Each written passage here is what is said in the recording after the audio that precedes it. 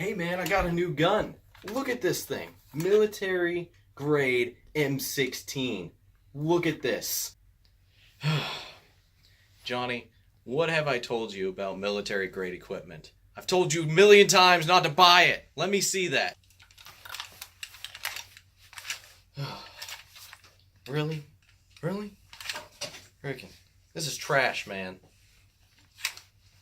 No, man, that is a great weapon right there. I'm telling you. Military grade is the best. Dude, I'm gonna show you just how junk this thing actually is. You know that? I'll show you.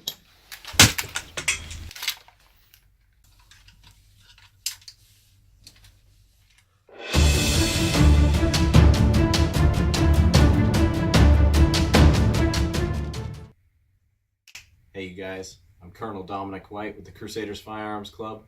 Welcome back to our channel, and as you can tell from our opener, this is what we're going to be talking about today. The M16A2, manufactured for the United States military in the early 60s and is still in use today. As you can see, we're going to go over a brief summary of this weapon here, and we're going to go over some of the characteristics to it, and we might compare it to a civilian AR-15 to start us out with, since that is a weapon that most people are familiar with. And then we will slightly touch on that this is a Class 3 weapon, but we will go over Class 3 weapons in another video. Okay, let's start off with some of the characteristics of this weapon. The M16A2 was manufactured with these circular grips up here at the front. As you can see, there is no rail system, cannot attach anything. The M16 also has this carrying handle on. Okay? This is specific to the M16 and only the M16. The M4 and other weapons like this don't have this. And if it does, it's modeled after the M16. The M16 also has a buttstock that is not adjustable. Okay? And pretty much that is really the features that we can go over that you can actually see. So let's go ahead and dive into the internals of this weapon. Okay, we've popped our receiver off right here. Okay, this is our lower receiver. As you can see, here's our buffer spring in here. This is our trigger assembly. If we were to fire this weapon, there you go. Throw that back on safe. Okay. Now let's go over some of our internals that are in the upper receiver. Okay. So if we pull on this, and as if we were about to charge the weapon, our bolt carrying group comes out, and then we can also slide out our charging handle. Okay. So that we can go ahead and take this barrel and set it down here for now. So let's go over this bolt carrier group. Okay, this bolt carrier group is fairly simple to disassemble. We are just going to go ahead and, this isn't the proper tool, but a pen works rather well for this. You go ahead and you can get in here, and this is the firing pin retaining pin when you're pulling out right now, as you can see. We'll just set that right there. Okay, the next thing to come out is the firing pin. Just dumps out right there, just like that. Next we are going to push in our extractor here, and then we are going to turn this, and then this will pop out just like that. Okay, then the next piece to come out is the extractor. Okay, and as you can see from me disassembling this, there's nothing really special about this this bolt carrier group. If you've disassembled an AR-15, it is exactly the same. There is no differences whatsoever. So now let's go over and deal with this lower receiver. Okay, let's go over this lower receiver now. Okay. So, as I've mentioned before, this is the buffer spring. Okay, so what this does right here is when this weapon fires around, when this bolt carrier group comes back, it comes in, and then there's a spring in here, which makes it come back out, grab the next round into the star chamber. Okay? And continues on from there. And how this comes back is there's a gas system inside the upper receiver that takes excess gases from the bullet and pushes back our bolt carrier group.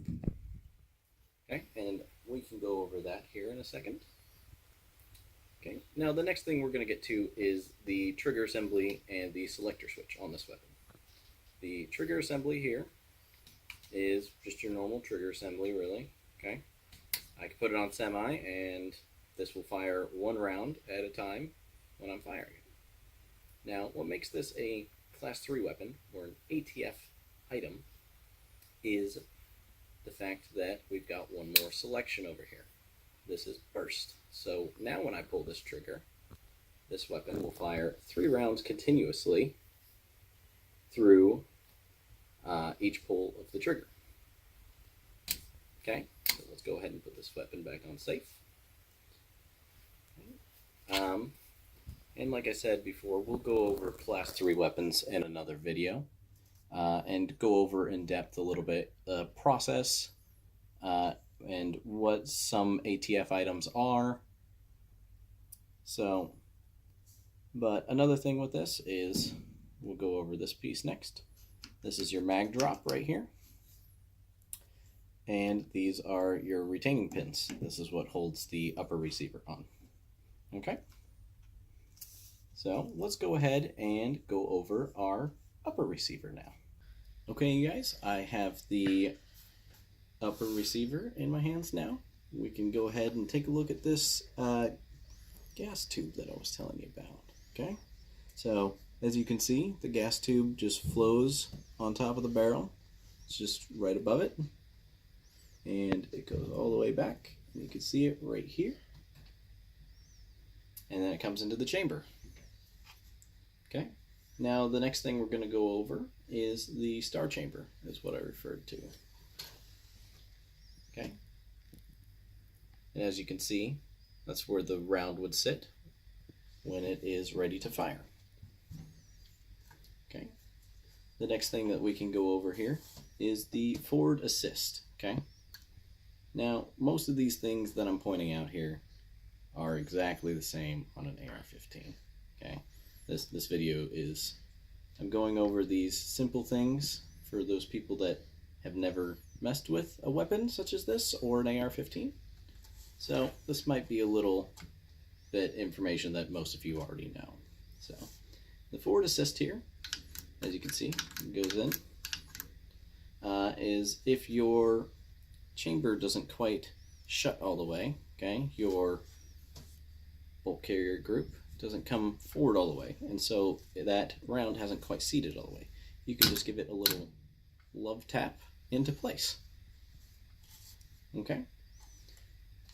And the next thing that we can go over here, as you can see, we've got our little windage knobs to sight in our rear sight aperture. Okay? These are fairly simple. You twist one way and it brings it up, twist one the other way and it brings it side to side. Okay, now we can go over this front sight post. Okay, now I'm not gonna point it slowly at you guys because my cameraman right here. Okay, and as you can see, this also can adjust up and down. Okay. It's a fairly easy weapon to sight in. Okay, all you need to know is the basics of it, which you can look up anywhere for the most part, how to sight one of these in. Okay,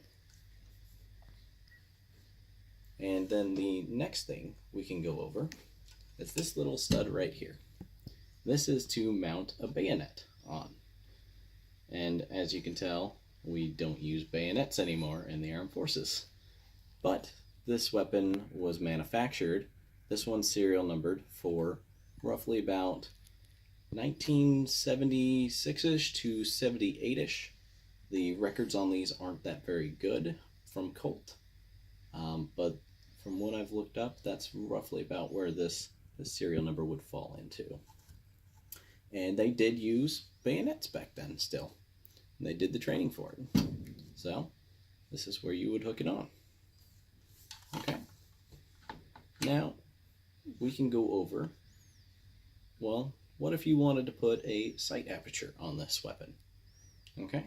Well, you've got no rails on here. I mean, you could switch these out, and you could put rails on this. But they do make some stock sights for this with mounting brackets that can go on this carrying handle. Okay. And I actually have one of these sights that I was talking about right here. So this is a CCO, or more referred to, it's basically a red dot sight for all you people out there that know it by that name. Okay. And as you can see, this bracket here is manufactured to just slide in just like that. And then it would screw in right here. As you can see, there is a little hole right there in the carrying handle. And there's also a hole in this bracket. Okay. And that is basically what it would look like. It is not the prettiest looking sight on there, that is for sure. So, but this. Okay, everyone, that pretty much sums up our review on the M16A2. So, if you have any more things you want to know about this weapon, go ahead and leave it in the comments down below, and go ahead and subscribe to our page and hit that like button. If you have any problems with how I performed this review, go ahead and leave it in the comments down below. Let me know what I can do better. Okay, thanks for watching, you guys, and I'll see you next time.